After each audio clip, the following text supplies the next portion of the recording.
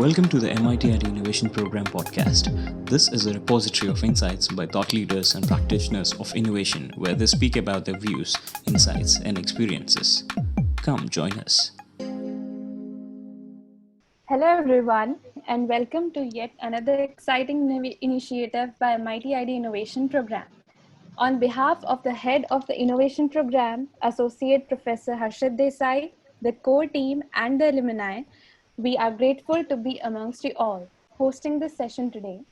For those who are joining us for the first time today, we'd like to inform you that MIT stands for Ever Progressive 4-decade-old Maharashtra Institute of Technology.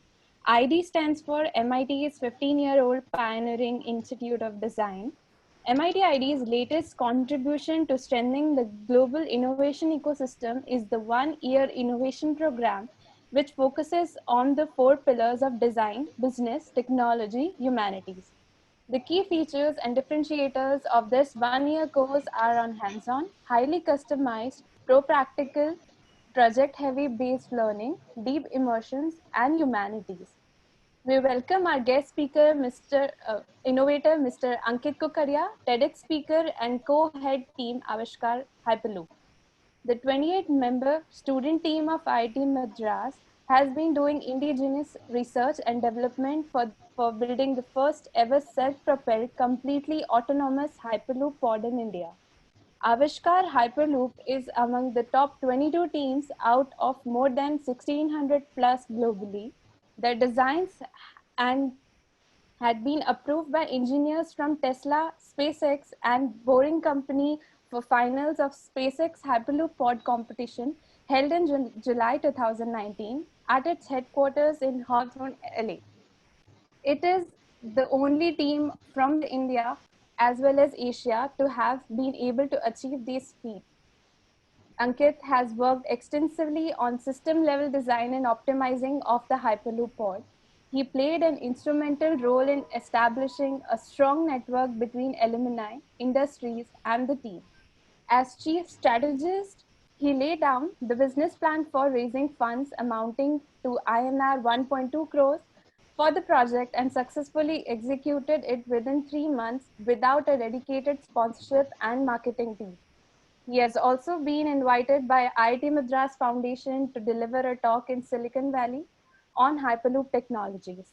This is our 41st industry interaction this session, and I, Maitri Bhardwaj, co-founder Advent Lab and proud alumni of MIT ID Innovation Program, welcome you all once again to this thoughtfully curated innovation journey. Please do read the chat for important pointers. Warm welcome once again. Ankit, over to you. Hey, good afternoon, everyone. I hope you are enjoying your time staying at home, staying safe. Yeah. I pray that you and your family are well, doing safe and taking care necessary precautions from this COVID situation. So I'm sure like you, all of you would be having a great time at home, watching Netflix series and whatnot. So I kind of want to make this a short movie kind of thing. So wherein you have like the name of the movie, you have a disclaimer and the characters and things of that kind. So just wanted to make it a little bit of that so it might sound interesting to all of you. Thank you so much again, Maitri, for the introduction. So yeah, so the name is like IIT Madras to SpaceX. So this is kind of a disclaimer. So every movie starts with a disclaimer. So this is the disclaimer that I have put in. So it's like all the views are my own. Nowhere represents views of Avishkar Hyperloop. The success of Team Avishkar Hyperloop is like a consolidated efforts of each and every team members, advisors, alumni, and each and every person who has been part of this team or contributed to this team some way or another. The team was founded by Suyash Singh and co-founded by Vinit Singh in September 2017 at IIT Madras. So that's the beginning of it, like the disclaimer. Then we have special thanks to. So I would like to thank the MIT ID Innovation Program and Priya Dhawan for inviting me today for this lecture. I would like to thank the entire organizing team as well as each and every one of you are attending this lecture. I mean, I know it's a weekend and Saturday, so you all want to take sleep or watch Netflix and whatnot. But yeah, thanks for coming to this event. So this is kind of an inspiration to me personally, and I hope to each and everyone as well. So these are a few of his quotes that I would like to have you guys read at. So it's like, what makes innovative things happen? So it's really a mindset you have to decide. Then another one, my favorite from Elon Musk is, failure is an option here. If things are not failing, you're not innovating enough. So a background story. So like the movie name, the disclaimer. Now we go to a little bit of background story. So what is Hyperloop? Hyperloop is the fifth mode of transportation proposed by Elon Musk in 2013 through his white paper Hyperloop Alpha. It is basically, I would say, like pods or vehicles levitating inside a near vacuum tube and traveling at speeds of more than 1,000 kilometers per hour. It is cheap as rail, reliable as rail, cheap as road, fast as aircrafts, and even traveling at speeds greater than airplane, but at the frequency of metro trains. So you can like Hyperloop is the brainchild of Elon Musk. If you can see the comparison of speeds, like you have the existing four modes of transport and then you have Hyperloop. So the reason why Hyperloop at a conceptual level seems to achieve such a tremendous amount of speed is because there are two major things that you have while attaining speed in any transportation. So first is like the mechanical friction and second is like the air friction. So what Hyperloop does is tries to eliminate both this drag or friction thing, and tries to, so you can like compare it with a real life scenario, like you're facing a lot of challenge in your life as well. So once you overcome that, those challenges, the success is all yours. I mean, a little bit of analogy. So it's like Hyperloop. It's kind of levitating. So inside the near vacuum tube, the pod is levitating. So there is no like contact with the surface, I would say. And there are different ways you can levitate a pod. So there are ways like air cushion, as you can see in this picture. Then there is a magnetic levitation, and other modes of levitation are as possible as well. The other part that we have is kind of near vacuum tube. So it's like you don't have an air drag inside it. Like in aeroplanes, like air drag is a major thing that kind of restricts the speed of an airplane, and same goes with the existing four modes of transportation as well. So that is where like Hyperloop makes a difference and is able to achieve such a tremendous high speed. Now a little bit of background story on the competition. The competition was started in January 17 with a design presentation round, and we participated in this competition in our, like I would say, the fourth edition in July 2019. So like there has been three rounds of Hyperloop previous to the participate, like in which we were able to succeed. The fourth edition that was held in July 2019. So it's an year-long competition. Like it starts with a preliminary design round wherein more than 1,600 teams participate from across the globe, and you have to share a 30 slides presentation with them, like considering it should encompass all the system level design, like what is the mass of each and every system, what are the power requirements, and how in general you are going to integrate each and every subsystem and design the entire pod. So it's like a system level overview. Then what happens is this round happens in the month of October and November. So you have your design submissions around that time. Then you get the results, and there is this final design round. So they shortlist the top 52 teams out of those 1,600 teams, and in the final design round, you have to like give a very much detailed design with all the simulations and design till nut and bolt.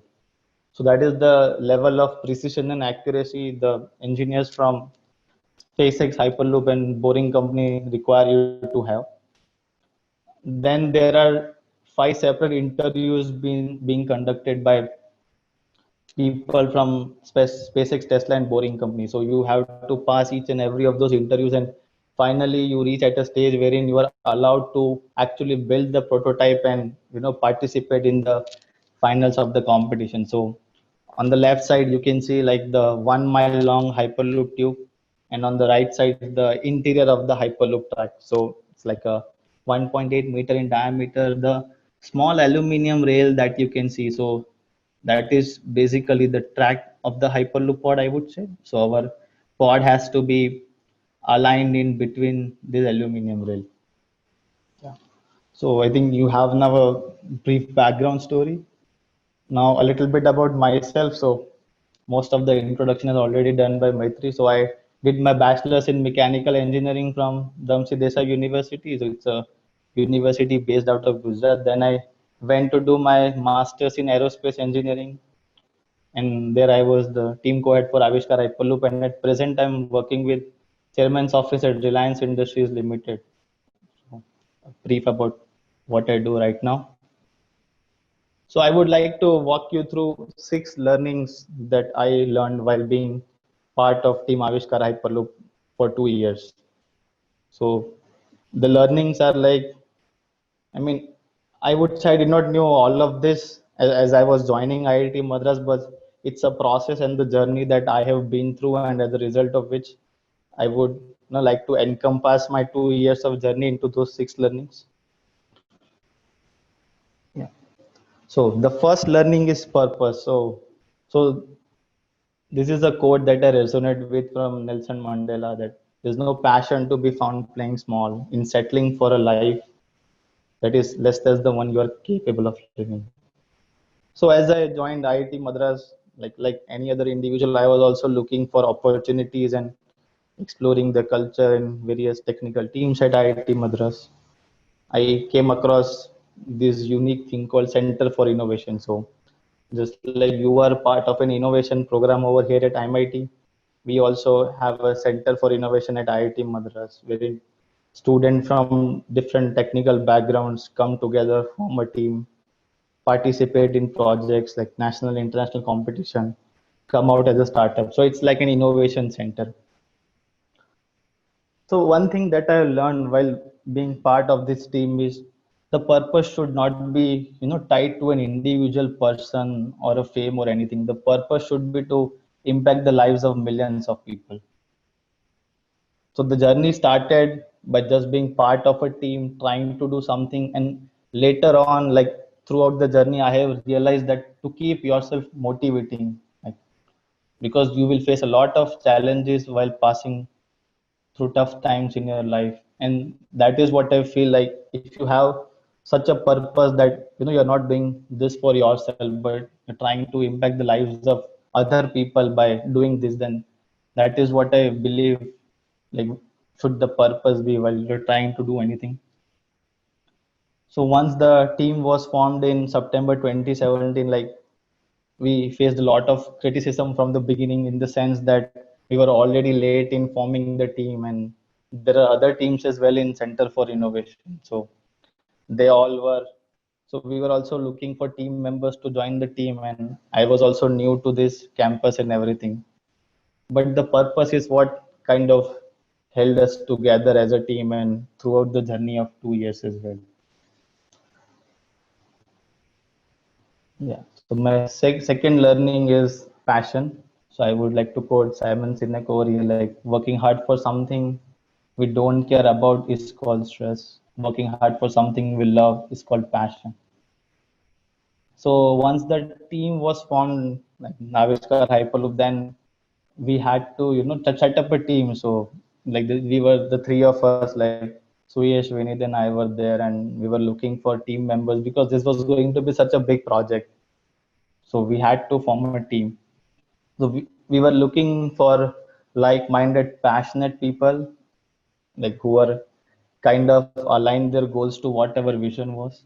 So while forming the team, we look for 3 things in each and every team member that we interviewed. So the first one was whether he understands the purpose of the team, like, why we are doing this, and why is it necessary to, like, participate in the SpaceX Hyperloop pod competition, and whatever end game is. So that is very important. The second thing was enthusiasm in the team member. So whether he's enthusiastic enough to kind of work with you. Yeah. The third point is commitment. So whether he or she is willing to, commit to this project. So this is what like I perceive as the definition for passion when you are hiring like-minded people. So these are the three things that I would look into while hiring a new team member. And we were quite fortunate as well in forming a team of 28 people. Like there were people from undergraduates, freshman years to PhD scholars. So we were quite fortunate in order to come up with such a big team with diverse backgrounds. And like, so there were difficulties and challenges that we faced throughout the duration and journey. So like we got the news in, I would say, February end that, okay, it's good. You guys are selected for the finals of SpaceX Hyperloop pod competition. Like everything was clear. Now we were faced with a very unique challenge. So the unique challenge was like the final was in July and it was already February end, and we have to actually build the entire pod, do the fundraising and everything within 100 days of time. We had to do the procurement of, I would say, 1300 big and small components from across the globe. And there were a lot of challenges that were there that we had to overcome. I believe all those challenges, were possible to overcome because of the passion and the purpose. So like the alignment of person with passion kind of makes that journey possible. That was the journey. Yeah. Then I would like to go to my third learning is culture.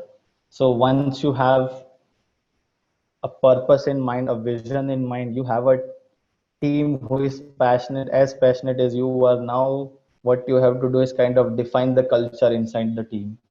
So here I would like to quote Peter Drucker, like culture is strategy for breakfast. It is what separates a team from a group. Building a culture is, I would say, quite important inside the team, and it can't be built in a year. So in the beginning, it was like just a couple of people were kind of working around on everything. Like at the very beginning of the team, trying to get hold of people, get them to work, come together, meet, and everything.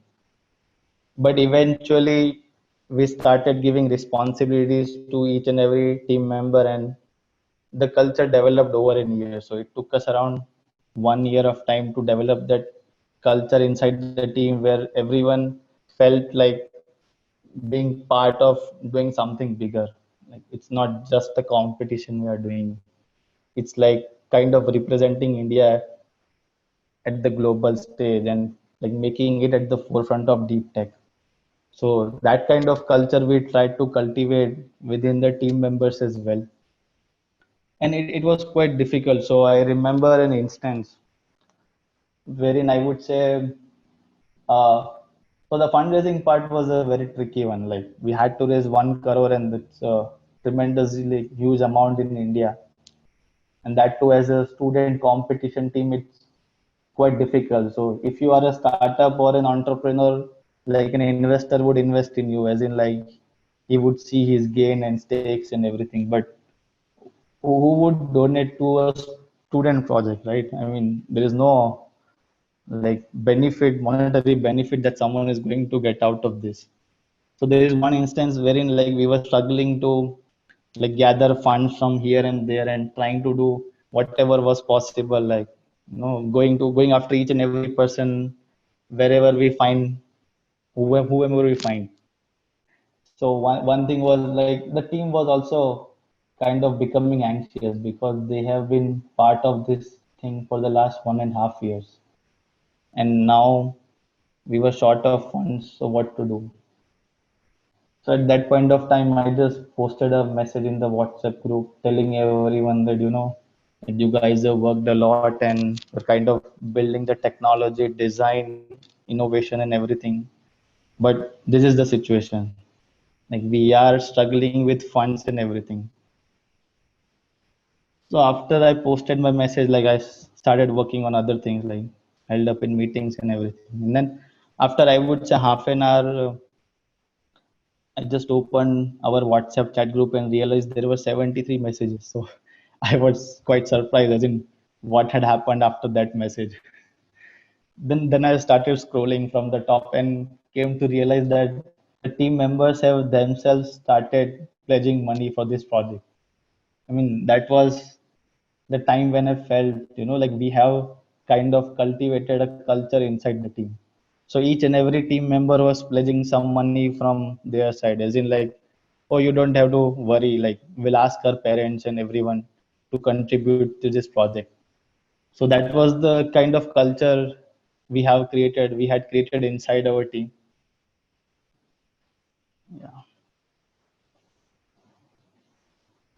So the fourth point is the empowering people. So it's the famous quote from Dhirubhai Ambani, like leave the professional alone, always be a safety net for your team. So while I was being part of Aveshkar Ipolo, it's a very big team, and like there are different technical systems, and we had close to six technical subsystems like power systems engineering, then suspension system, electric propulsion wheel drive, levitation team, linear induction motor team. We had a management team. So there were 6 to 7 different teams, and like an individual can't be part of each and every team. So what I was used to do was I kind of used to empower people and provide them with whatever resources they would need. So kind of filling gaps here and there. So I started with a different team and then would hop off to another team after putting it on a start. So let's say for example, like initially in the power system team, there was no like people were working, but initially it was we were not up to that level as we did not have any technical expertise as well. Then we started working slowly and took it out from there. Then we started like engaging with experts in the field of power systems, and that way team also learned while going along. So that was the empowering part. And the another one was you have to be quite flexible as well with your own commitment. So today you are part of one team, next day you are part of another team. So most of my time was spent in kind of empowering people, like whatever resources they need, whenever they want me, I would be kind of make myself available to them. And that is what I found interesting because you alone can't do everything. So it has to be a team effort. That was another learning from my then the fifth point is communication. So I would like to quote George Bernard Shaw, like the single biggest problem in communication is the illusion that it has taken place. So this is actually quite interesting, even in our team meetings as well. So everyone, like you have 6 to 7 people, and everyone is discussing about something, and even after half an hour, you realize, oh wait, everyone is not on the same page. So that actually happens a lot. So it's very important to kind of communicate your thoughts clearly and make sure like people understand it. So at times it is also possible that even if you are communicating that thought properly, but the other person would perceive it in a different manner. So what we like, since the team was quite big and the project was kind of technically intensive, so we used to decide like what are the constraints of the hyperloop pond design that we have. So what we did was kind of fix the pod mass, pod velocity, its dimensions and things of that kind, and put it out on a whiteboard so that everyone has clarity of what they're designing. So what usually happens is like when you have 6 to 7 technical teams working together, like changes in one team can have impact on all the other remaining teams as well. So that is why communication was really important. And one thing we used to do was we used to have a conversation with each and every individual technical team one day at a time. So let's say you have 7 days in a week, then we used to have one meeting with let's say a power system today. Next day we would have a suspension team meeting with another team. And at the end of like let's say over a weekend, we used to have a big team meeting wherein each and everyone would be present. So that was kind of our way of I would say trying to communicate our ideas clearly and make sure everyone was on the same page.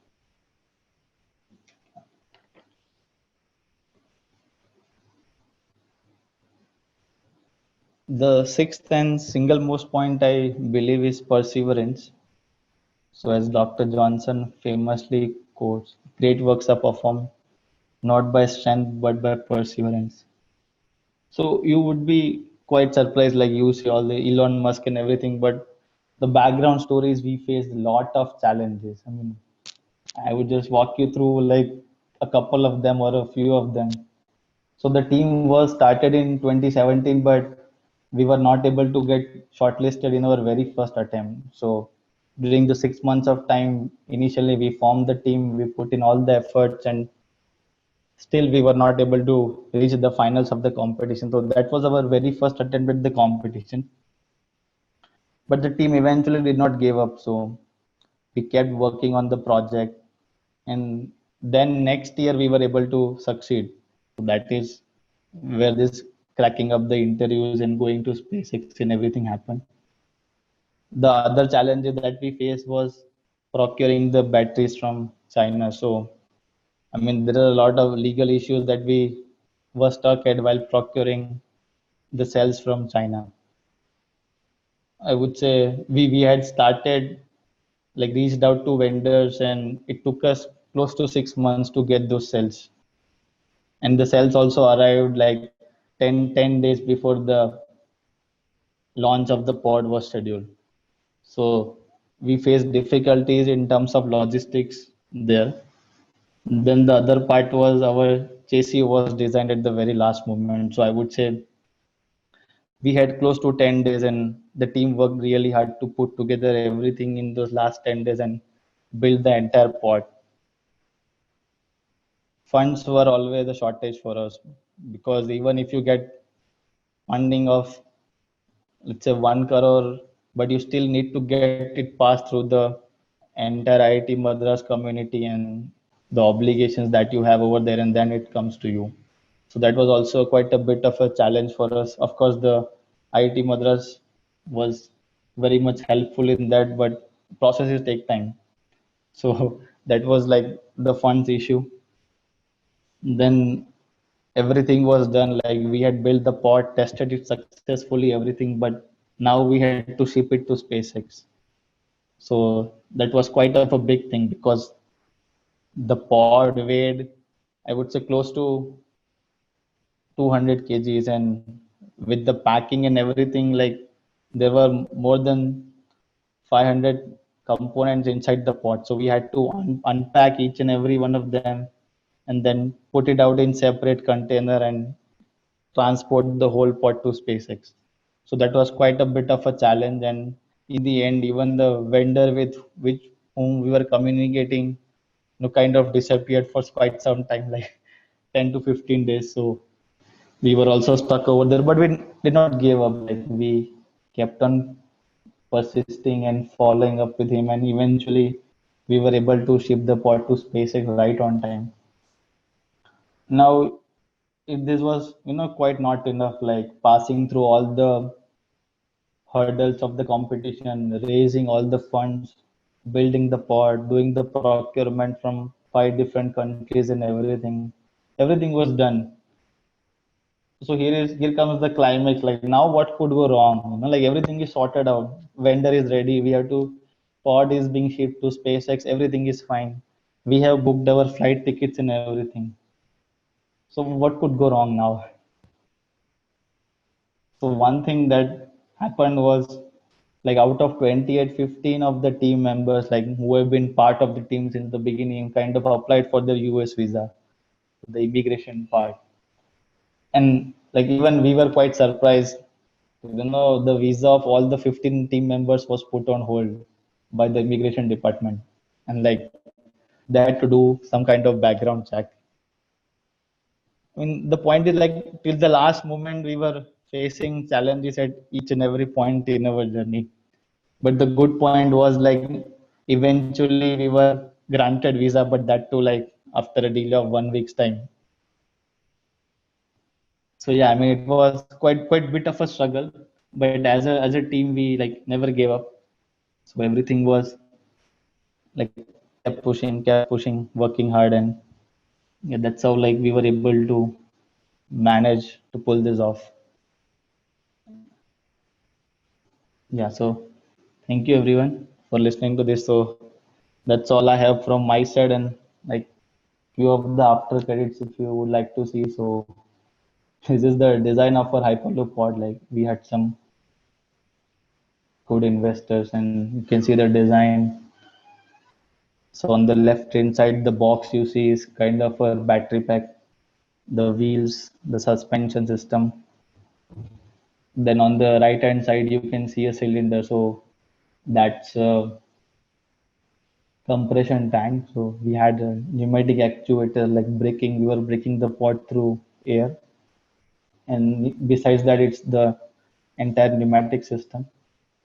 In the middle of the pod, you have this electronic control board, kind of brain of the entire Hyperloop pod. So it sends signals to and actuates everything. Yeah. So besides that, you would see a small black box like besides the I would say the control board. So that is kind of a secondary battery pack. So like in case of emergency, if our the big primary battery pack was kind of not working, then we could switch to the secondary battery pack. Yeah. And this is our movement. So after all the 2 years of hard work and everything, we were able to meet this guy, like, get along. We had a good time with him. Like we were also got an opportunity to interact with him, like asking, when is Tesla coming to India and those kind of funny questions. So yeah, it was quite of an experience, and like I'm more than happy to answer any of your questions now. Yeah, Over thanks. to you, Maitri. Yeah, thanks, Ankit. It was quite interesting. Uh, okay. I invite all participants and attendees to place their question in Q&A section.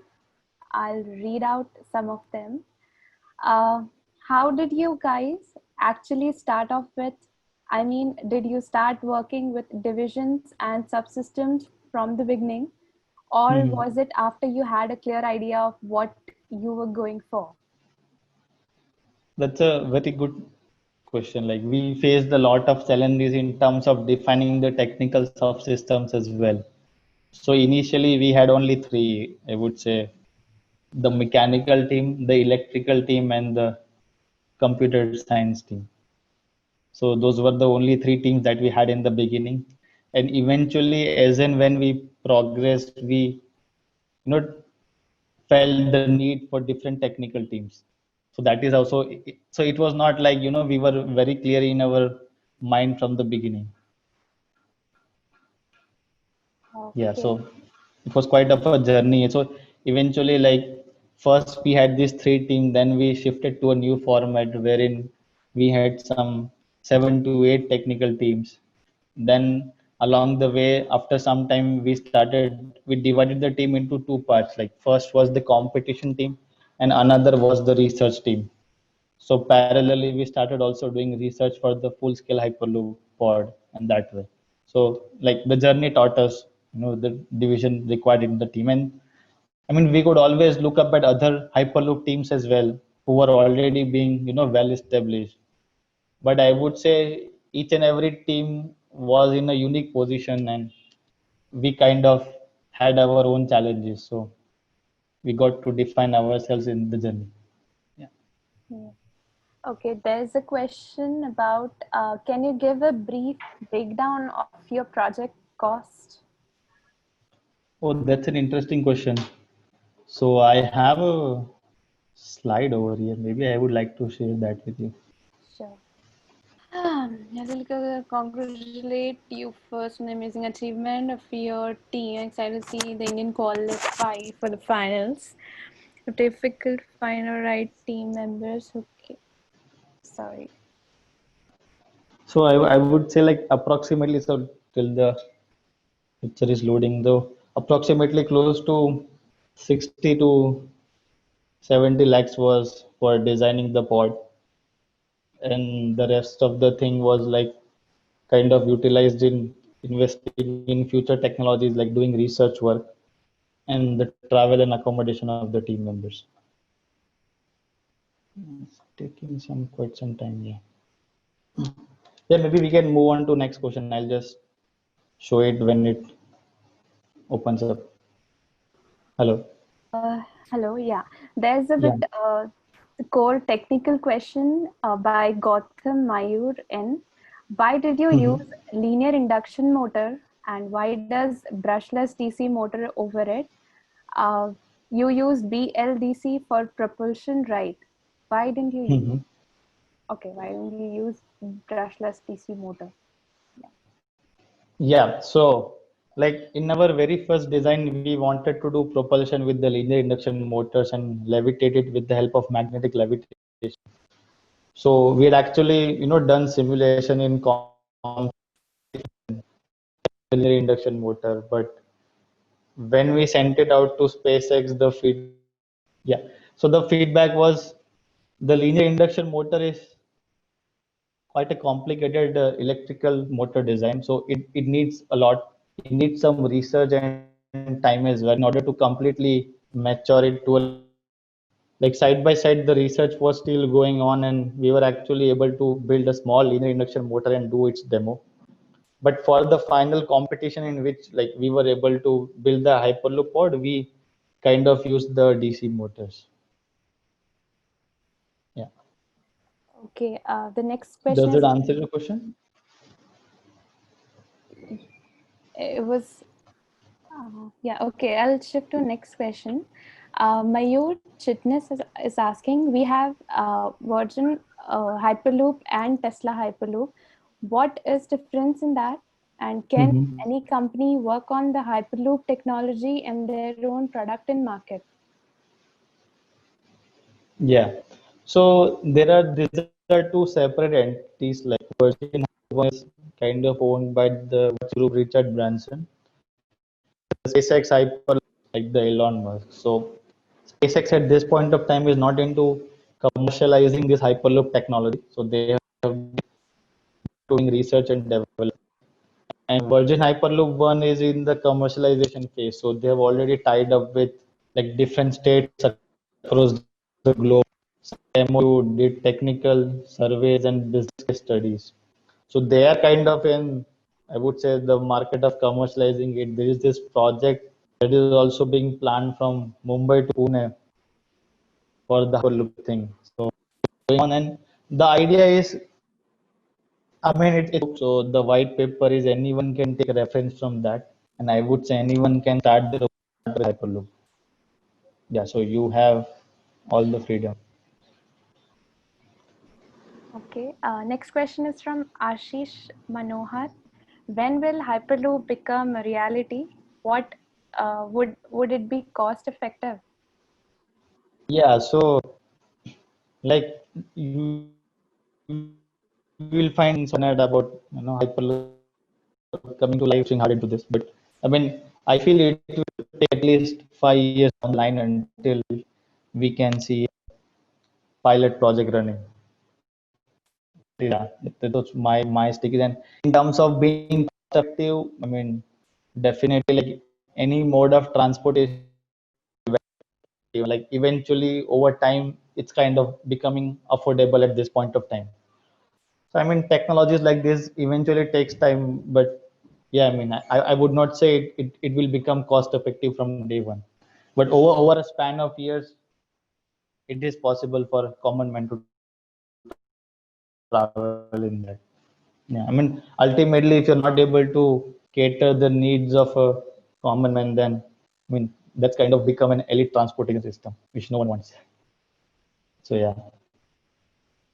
Okay, there are two questions related to experimentation. That how many, sorry, what types of tests Okay. were performed on each component, and what kind of sensors were used? Mhm.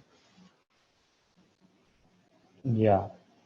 So for most of them, like we had designed our custom made testing setup for actually the case of pneumatic actuators.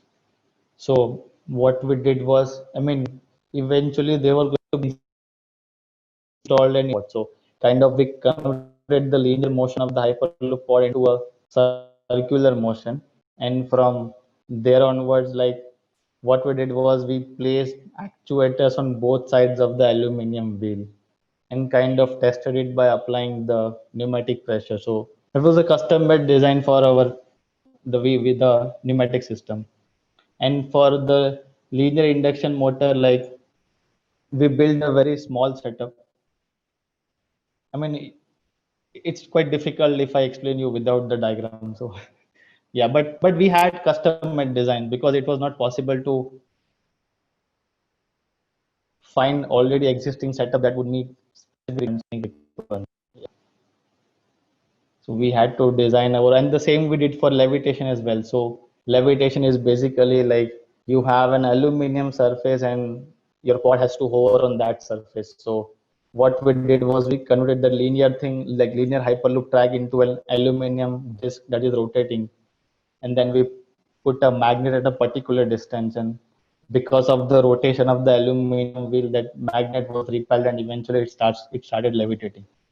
So those were a few of the custom made setups that we had. Yeah.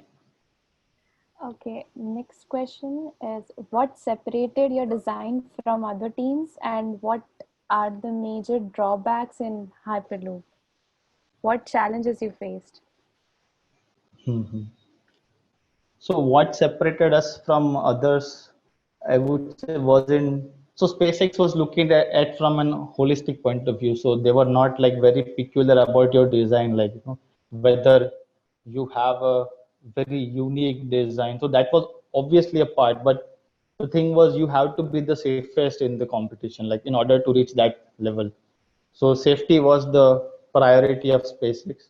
And the other point was, of course, innovation is an integrated part of everything, because even when you're trying to ensure safety, you have to innovate something, because the technical systems were very much critical in custom design. So safety was one thing. Then another thing was like production, like manufacturability. So whether the design that you are presenting to SpaceX, will you be able to manufacture in a record time of 3 months?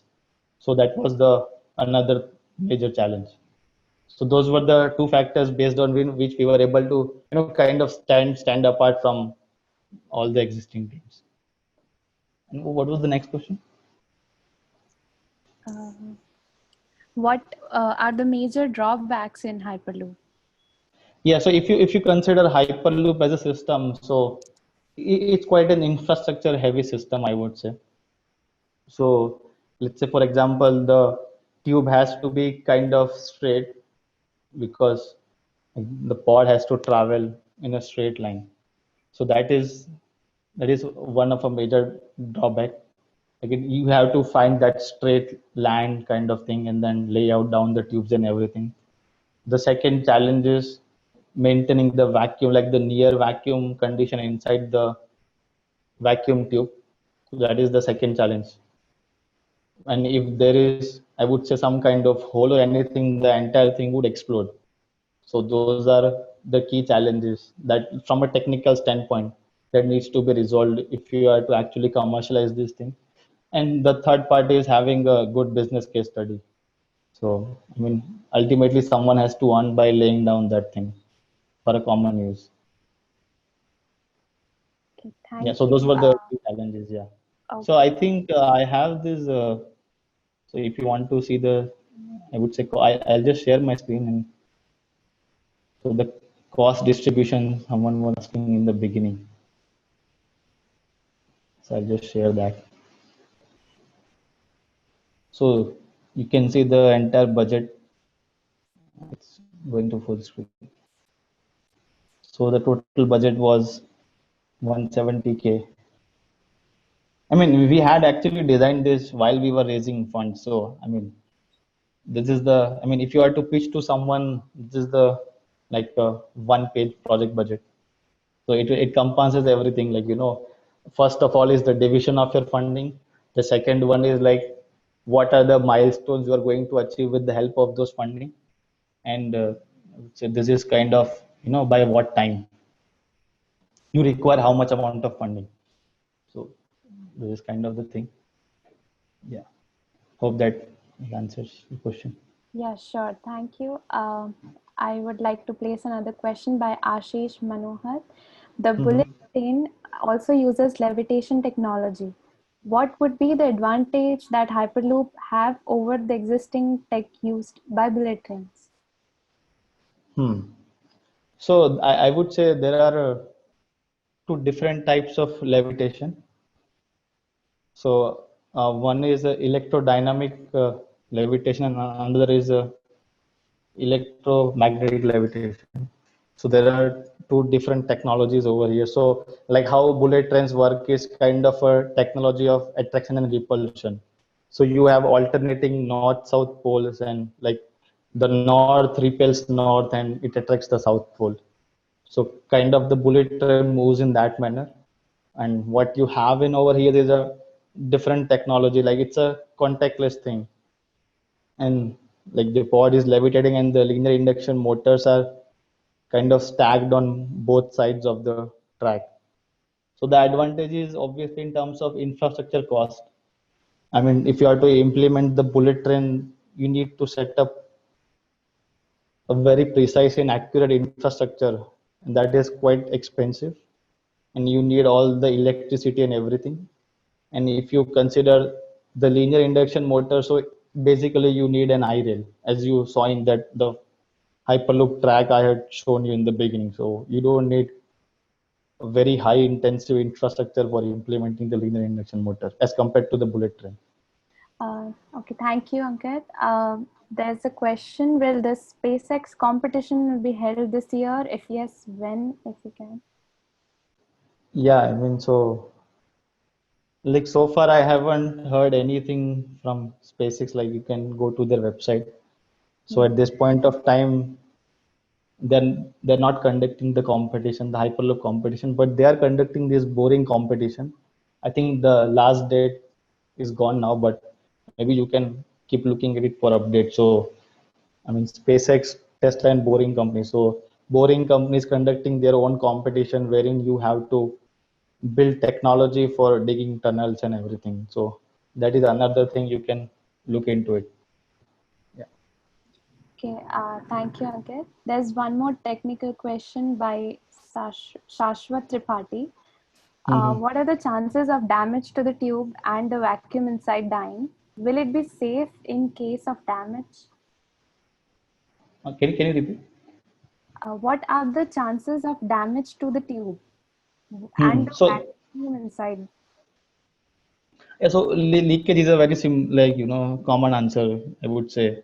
Like if you have a like 1 kilometer vacuum tube and that is like 3.6 meter in diameter, so maintaining like near pressure difference on both the sides is quite bit of a challenge. So for that you have to place vacuum pumps at different intervals. So like leakage of air is the most important thing. I mean, sealing. So obviously, like you cannot have a 1 kilometer long tube, right? A continuous long tube. So you have to get cylindrical tubes and kind of connect them at intervals of 6 meters or 15 meters of, or like whatever maximum size you can build or manufacture. So you have to connect those pipes and together form the long tube. So at the junction, there is always a chance of leakage. I would say leakage of air and pressure difference are the two major challenges. Thank you, Ankit. How old are you? At this young age, you got an opportunity to meet Mr. Elon Musk and are currently working with Mr. Mukesh Ambani. What are your plans ahead? Oh. Yeah, so I'm 24, about to turn 25 this December.